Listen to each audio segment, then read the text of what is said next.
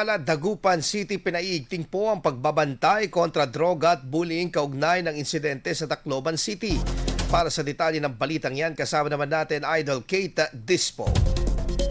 104.7 IFM Report.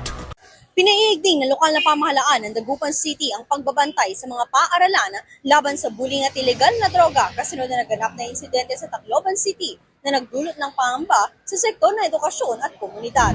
Ayon sa panayam ng IFM News kay City Councilor Attorney Joey M. Tamayo, mahalagang mabigyang pansin at muling suriin ang Juvenile Justice and Welfare Act, Republic Act No. 9344 sa amended by Republic Act No. 10630 na naglalahad ng mga alituntunin sa paghawak ng mga kaso na kinakasangkutan ng mga menor de edad. Bilang tugon sa mga isyong ito, pinahayag din ng opisyal na mayroong mga programa inilunsad ng lungsod tulad ng Safe Net na layunin magsilbing katuwang ng mga kabataan at biktima ng bullying upang makakuha ng agarang tulong, suporta at gabay lalo na sa laban ng depresyon at anxiety. Binanggit din ang posibilidad ng mga istriktong regulasyon sa mga cybercafe o pisonet upang maiwasan ang negatibong impluwensya sa kabataan. Suriin, hanapin at we have to search itong mga situation sa bawat classroom kung saan yung mga pambubuli o yung masamaang loob at kung sino yung mga related na sa isang pamilya na may mga baril. At syempre sa ating kapulisan, sila po ay inihiling din na itaas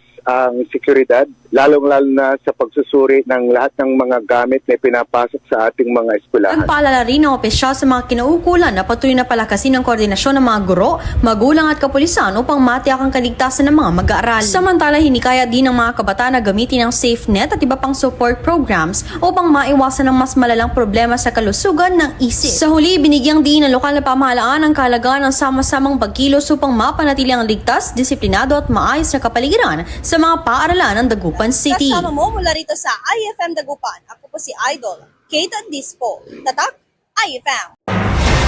IFM News. IFM News. IFM News.